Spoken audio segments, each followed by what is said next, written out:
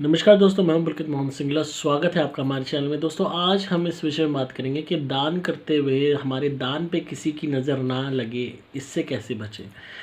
दोस्तों, बहुत लोग हैं जो अपने जीवन में दान करते हैं और अक्सर वो ऐसी घटनाओं का सामना करते हैं कि जहाँ कोई ना कोई इंसान उन्हें नज़र लगा रहा होता है। ये दान किसी भी तरीके का दान हो सकता है। आज के वक्त में, कलयुग में खासकर, लोग इतने जलकोकड़े हैं, इतनी जलनखोर हैं कि अगर आप किसी कुत्ते को बिस्किट डाल रहे हो ना, तो उसमें भी जलन हो जाती है।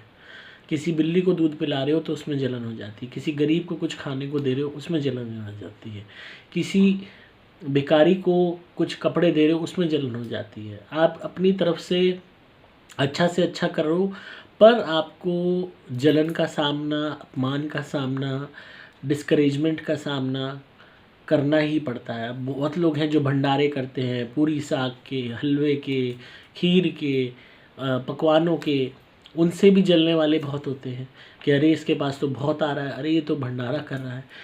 इंसानी जो प्रवृत्ति है वो जलन से भरी हुई है। हर इंसान की मिट्टी में जलन कूट कूट के भरी हुई है।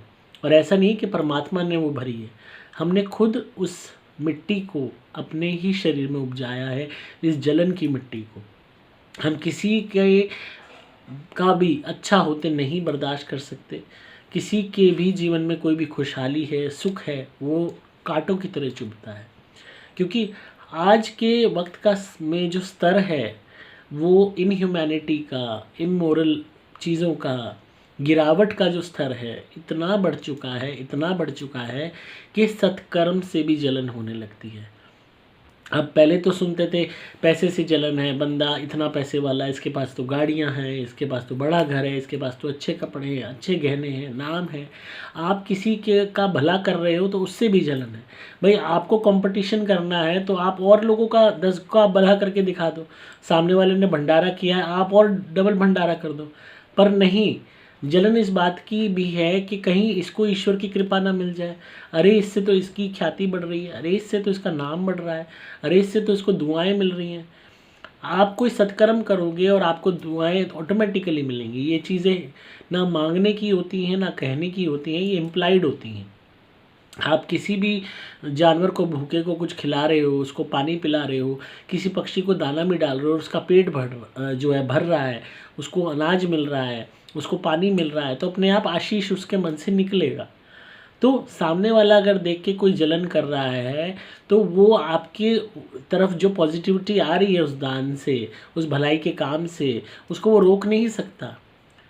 वो जलन में अपनी में ही जल जल के मरता रहेगा। अब कोई भी इंसान भंडारा कर रहा है, 50, 100, 200 लोगों को भोजन करा रहा है, तो जितने भी लोग हैं उनमें कम से कम, अगर मैक्सिमम लोगों की जिनकी आत्मा की तृप्ति हुई होगी, हालांकि सबकी ही हुई होगी, जब भी वो आकर्षित होकर भंडारे की तरफ आए, पेट भरा होता है तो तक लोग भंडारे पे चले जाते हैं कि स्वादिष्ट पकवान है। तो आत्मा को चैन मिलता है, संतुष्टि मिलती है उस स्वादिष्ट भोजन को ग्रहण करके। तो वो आशीष दे ना दे, पर अपने आप जो ब्लेसिंग्स होती हैं, इम्प्लाइड होती हैं, इसका पॉजिटिव इम्पैक्ट उस भंडारा करने वाले को मिलता ही मिलता है। इसलिए बहुत लोग होते हैं पूर्णिमा पे, मावस पे, अब जैसे शिवरात्रि गई है उस पर बहुत लोगों ने भंडारे करे, लोग करते हैं। और जनरल वे में भी बहुत लोग होते हैं जो रूटीन में भंडारे भी करते हैं, दान भी करते हैं। तो जलने वाले तो आपको हर जगह मिलेंगे, आपके जीवन में रोड़ा भी अटकाएंगे। अरे यहाँ पे मत डालो खाना जानवर को, अरे पक्षी को यहाँ घर पे क्यों दाना डालते हो, हमारे यहाँ आके बीट कर देता है, अरे कुत्ते को यहाँ मत डालो, इससे गली में कुत्ते इकट्ठे हो रहे हैं, अरे यहाँ तुम भंडारा करते हो बाद में कूड़ा फैल जाता है जी। तो XYZ बहाना बना के आपको तंग करने वाले मिलेंगे। क्योंकि आज के वक्त में लोग भगवान से भी जलते हैं, मंदिरों में ढोक खाने वाले लोगों से भी जलते हैं, भक्तों से भी जलते हैं। आज ज़माना कम्प्लीटली बदल चुका है। इंसान सिर्फ जलन और नफ़रत, इसके बलबूते पे अपने जीवन को बिता रहा है, जी रहा है। किसी के पास कुछ भी है बस उसको छीनने की प्रवृत्ति है और जलन करके उसका बुरा करने की सोच है। जो इंसानी गिरावट का स्तर है आज, वो इतनी ऊंचाइयों पे पहुंच चुका है कि इंसान कहलाना ही शर्म की बात है। जानवर से भी ज़्यादा बदतर हालात इंसानों ने अपने लिए, दूसरों के लिए, समाज के लिए, पर्यावरण के लिए, जानवरों के लिए, सबके लिए कर दिए हैं। इतने कर दिए हैं कि शायद ईश्वर भी इंसानों को नहीं अपनाता, जब भी आत्माएं प्रेत बन के, भूत बन के, मैक्सिमम आत्माएं प्रेत योनि में भटकती हैं, 90% से भी अबव। अब आप कहोगे कि नई नई आत्माएं कहाँ से आती हैं, नए नए जन्म कैसे हो रहे हैं? नए नए जन्म भी हो रहे हैं, तो उसमें भी बहुत सी ऐसी भी आत्माएं हैं जो कोई जानवर की योनि से आ रही है अपना कर्म भुगत के। इंसानियों की योनियों में भी बहुत सी आत्माएं हैं अच्छे कर्म वाली जो जन्म ले रही हैं, पर ऐसी आत्माएं भी बहुत हैं जो प्रेत योनि में हैं, सिर्फ इसी कारण कि आपके बुरे कर्म आप इतने बढ़ा लेते हो छोटी छोटी चीज़ों से कि इंसानी शरीर के लायक नहीं रह जाते। तो जिसका भी सवाल था उनसे ये कहूँगा, कोई भी जलन कर रहा है आपसे ये सोच के कि आप भंडारा कर रहे हो या दान कर रहे हो या कुछ भी कर रहे हो, वो सिर्फ जलन करके आपको डीमोटिवेट करने के लिए, क्रिटिसाइज़ करने के लिए, रोकने के लिए, चाहे अपशब्द कहे, चाहे कुछ भी ताना मारे, रुको मत। उसको और एनकरेजमेंट की तरह लो कि इसका मतलब आप सही जा रहे हो। जब भी आप स्पिरिचुअल जर्नी पर चलोगे, स्पिरिचुअल पाथ की तरफ जाओगे, तो इस तरीके के कांटे आपको मिलेंगे।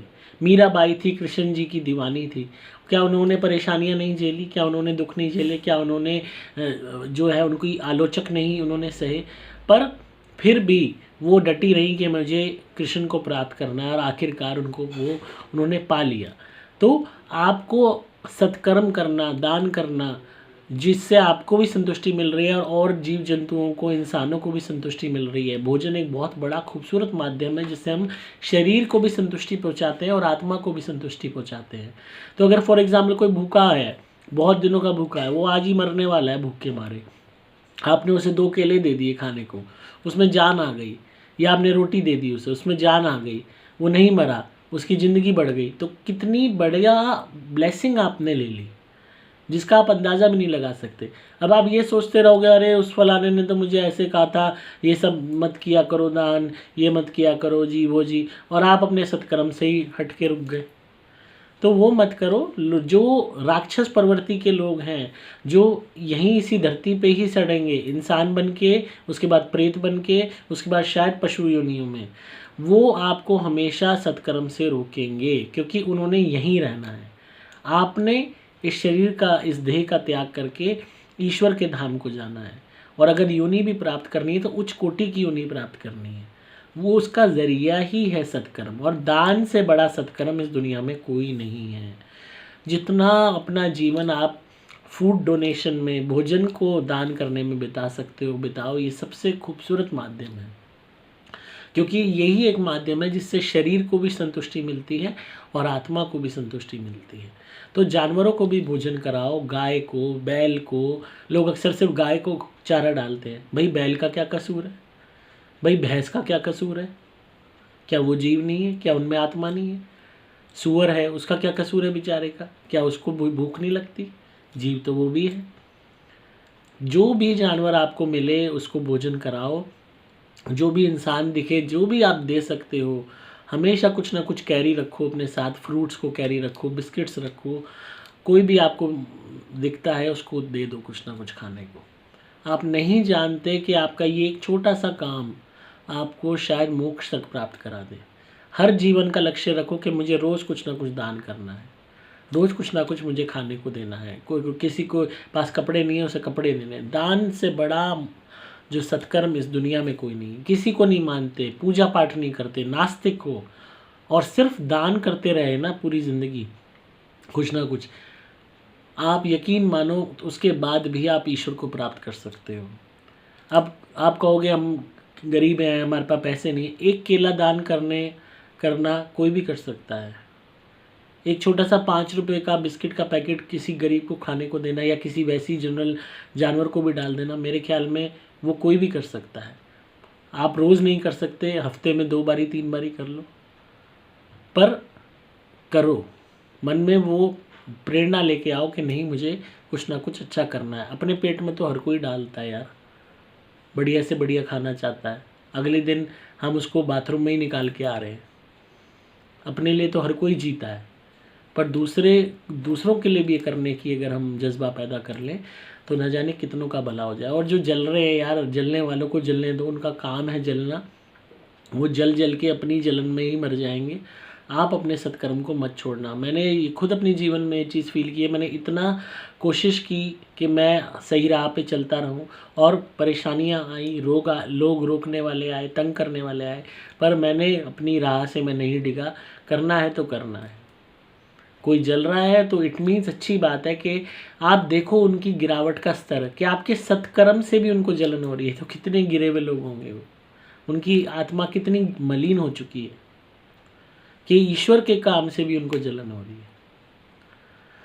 तो जिनका भी सवाल था उनसे यही कहूँगा, चिंता ना करें और सत्कर्म को करते रहें। ये इसी उद्देश्य के लिए हमने जन्म लिया है, जिस उद्देश्य को अगर आपने पहचान लिया तो समझ लो ईश्वर को पा लिया। तो इसी तरह सुनते रहिए, प्यार देते रहिए। अगर आप किसी भी नेगेटिविटी से परेशान हैं, कोई भी आप पे ब्लैक मैजिक करता है, काम नहीं चलता, घर में कलेश रहता है, दुकान नहीं चल रही, फैक्ट्री नहीं चल रही है, तो आप हमारी धुनी मंगाइए, घर में जलाइए, सुपर प्लैटिनम या सुपर स्पेशल एक्स्ट्रा या सुपर गोल्ड, काम धंधे पे चलाइए। वहाँ पे आप जब इसको बर्न करेंगे हमारी धुनी को, काम बनने लगेंगे। जो प्रार्थना करेंगे धुनी से वही काम होने लगेगा। आप हमारे द्वारा विमंत्रित कवच या लॉकेट भी धारण कर सकते हैं। ये हमेशा आपकी रक्षा करेगा, ये कभी खराब नहीं होता। घर में प्रेत रोगी है, भूत प्रेत उस पर आते हैं, या घर में भूत प्रेतों का साया है, आपको ऐसा महसूस होता है, घुटन होती है, डर लगता है, तो आप हमारी धुनी भी मंगाइए, प्रोटेक्शन भी पहनाइए लॉकेट के रूप में, हमारा हमेशा रक्षा होगी।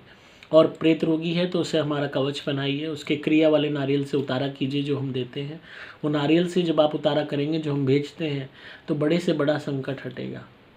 आप सिंपली मोबाइल नंबर 8130331007 पे व्हाट्सएप मैसेज या कॉल कर सकते हैं, और कंसल्टेशन बुक करके मुझसे फ़ोन पे भी बात कर सकते हैं इस विषय में। तो इसी तरह सुनते रहिए, प्यार देते रहिए। मैं हूँ आपका दोस्त पुलकित मोहन सिंगला।